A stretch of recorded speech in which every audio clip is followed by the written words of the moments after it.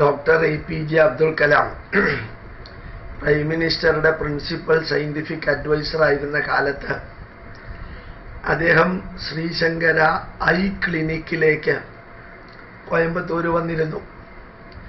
കാഞ്ചി ശങ്കരാചാര്യർ, കാഞ്ചി കാമകോടി പീഠം ശങ്കരാചാര്യരുടെ ഒരു നല്ല ശിഷ്യനായിരുന്നു ഡോക്ടർ APJ അബ്ദുൽ കലാം. ശരിക്കും ഗുരു ശിഷ്യ ബന്ധാണ്. ഒരു ദിവസം ഏതാണ്ട് ഒരു 9 മണി മുതൽക്ക് വൈകുന്നേരം 4 മണി വരെ ഡോക്ടർ അബ്ദുൽ കലാം ശ്രീശങ്കര ഐ ക്ലിനിക്കിലെ ഗസ്റ്റ് ഹൗസിലുണ്ടായിരുന്നു.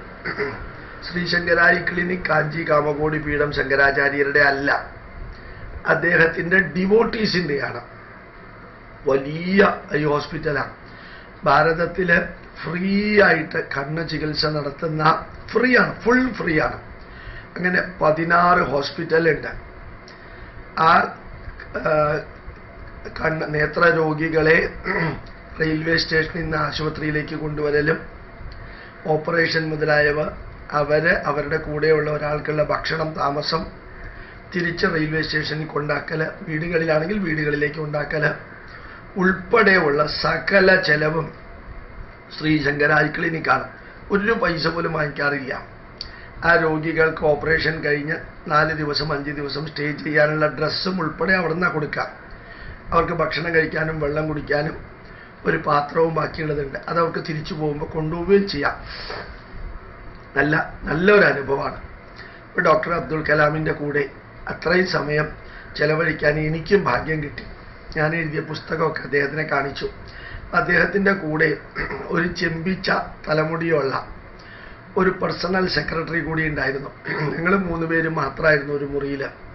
ചെറിയ മുറിയാണ്. വളരെ അടുത്തിരുന്ന് അബ്ദുൽ കലാം ചോദിച്ചൊരു ചോദ്യമുണ്ട്.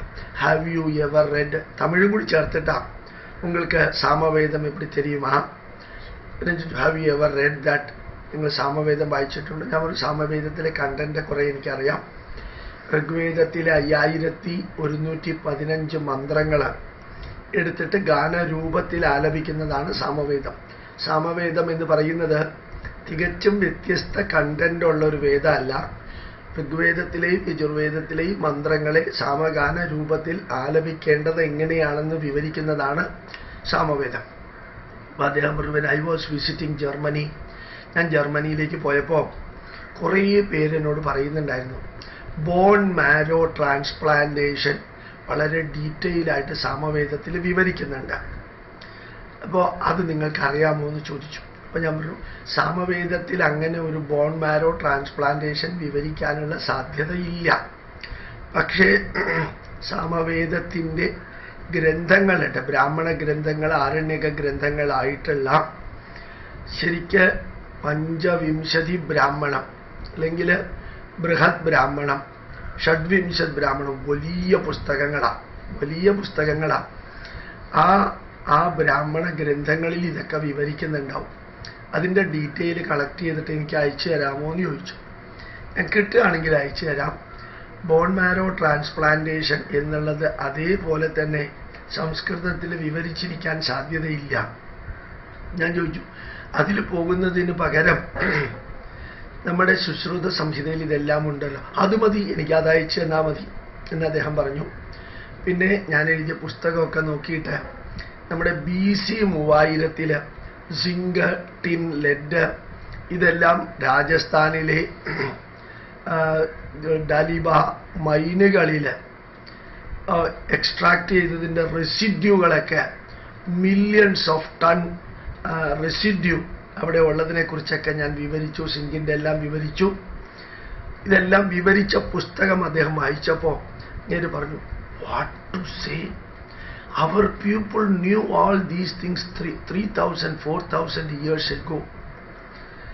Unfortunately we do not know. അദ്ദേഹത്തിൻ്റെ മുഖത്തെ വികാരം, ഡോക്ടർ APJ അബ്ദുൽ കലാമിൻ്റെ മുഖത്തെ വികാരം ഒന്ന് കാണേണ്ടിയിരുന്നു.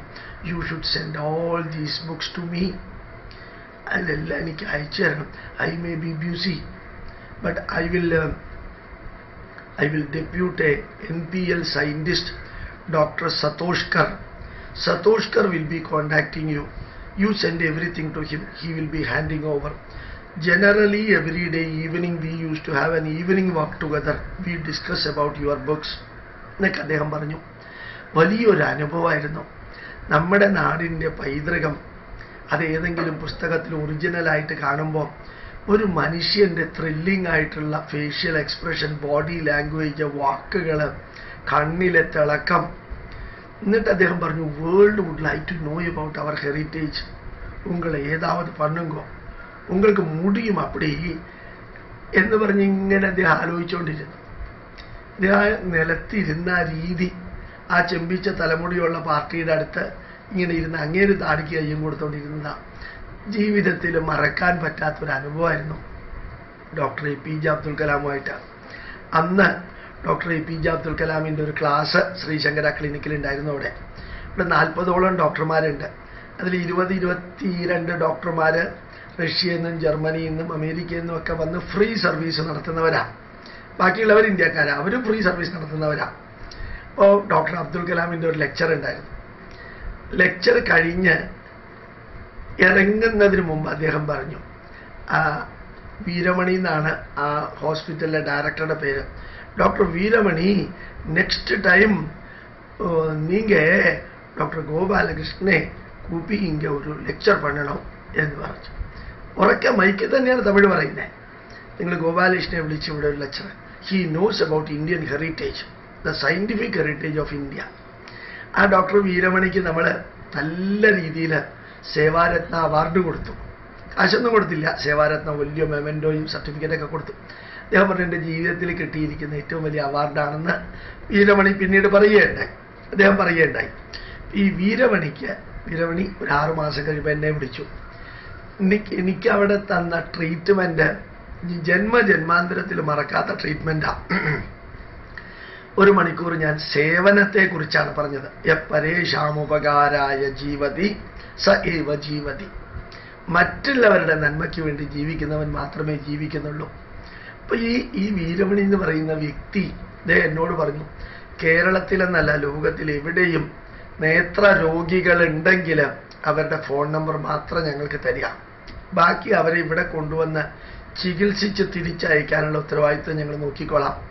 ഞാൻ നിങ്ങളോടും പറയുന്നു, നമ്മുടെ സ്കൂളിൽ ഒരു കുട്ടിക്ക് സുഖമില്ലാതെ ഉണ്ടായിരുന്നു. കണ്ണിന് സൂര്യപ്രകാശം വന്നു കഴിഞ്ഞാൽ അയാളുടെ കണ്ണിങ്ങനെ വെട്ടാൻ തുടങ്ങും. ഇവിടെ തൃശ്ശൂർ എല്ലാ സ്ഥലത്തും നോക്കി കിട്ടിയില്ല. നേരെ നമ്മൾ ശ്രീശങ്കരായി ക്ലിനിക്ക് കോയമ്പത്തൂരിലേക്ക് അയച്ചു.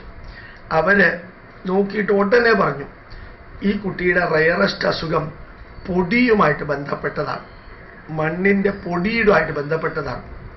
അങ്ങനെ ആരും പറഞ്ഞിട്ടില്ല. അപ്പോൾ നല്ല പവർഫുള്ളായിട്ടുള്ളൊരു ഗ്ലാസ് വെക്കണം, പൊടിയോ അല്പം പോലും അകത്തേക്ക് കയറാത്ത വിധത്തിലുള്ള ഒരു ഗ്ലാസ് വെക്കണം. അവർ തന്നെ അത് കൊടുക്കുകയും ചെയ്തു. പാവപ്പെട്ട വീട്ടിലാണ്, നമ്മുടെ സ്കൂളിൽ പഠിക്കുന്ന പാവപ്പെട്ട കുട്ടിയാണ്, ഫീസൊന്നും വാങ്ങിക്കാറില്ല. അപ്പോൾ ആ കുട്ടി അത് വെച്ചു. ഇപ്പോൾ കണ്ണ് പെർഫെക്റ്റാണ്. ഞാനിത് പറയാം, നിങ്ങൾക്ക് നേത്ര രോഗികളുണ്ടെങ്കിൽ നിങ്ങൾ നേരെ കോയമ്പത്തൂർ, അവർക്ക് ഹോസ്പിറ്റല് ആൾ ഓവർ ഇന്ത്യ ഉണ്ട്, എല്ലാ സ്ഥലത്തും ഫ്രീ ആണ്. അവിടെ നിങ്ങൾ കോയമ്പത്തൂർ ഇറങ്ങിക്കഴിഞ്ഞാൽ അവരുടെ വണ്ടി ഉണ്ടാവും, അതിൽ പോവാം. ഒരാൾക്ക് കൂടെ പോവാം, ഭക്ഷണവും കിട്ടും. അതെല്ലാം നിങ്ങൾക്ക് അർഹതയുള്ളതാണ് അർഹതയില്ലാത്തതാണെന്നുള്ള വാക്കിലേക്കല്ല, അത്രയും അവർ ചെയ്യുന്നുണ്ടെന്ന് പറഞ്ഞതാ.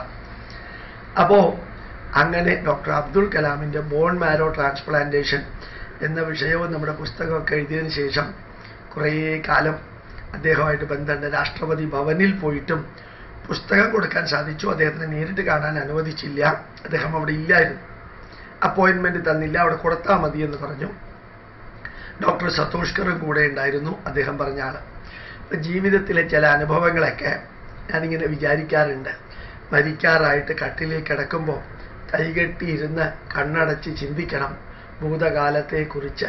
അതിലിതൊക്കെ വളരെ ഇമ്പോർട്ടൻ്റാണ്. ഞാൻ നേരത്തെ പറഞ്ഞ യൂണിവേഴ്സിറ്റിയിലെ പിള്ളേർക്ക് മന്ത്രം കേൾപ്പിച്ചിട്ട് അവരുടെ ശരീരത്തിൽ വൈബ്രേഷൻ ഉണ്ടാക്കിയത്, I am getting vibration here, I am getting vibration here, my hand is vibrating when I am listening the mantra എന്നൊക്കെ പറയുന്ന അവരുടെ ആ ആക്ഷനും, അതുപോലെ ഡോക്ടർ അബ്ദുൽ കലാമിൻ്റെ കൂടെയൊക്കെ ജീവിക്കാൻ കുറേ സമയം ചെലവഴിക്കാൻ സാധിച്ചതൊക്കെ ഒരു പുണ്യമായിട്ട് മനസ്സിൽ നിലനിൽക്കുന്നു. നിങ്ങളുമായിട്ട് പങ്കുവയ്ക്കുമ്പോൾ അതൊരു ത്രില്ലിംഗ് എക്സ്പീരിയൻസ് കൂടിയായി മാറുന്നു.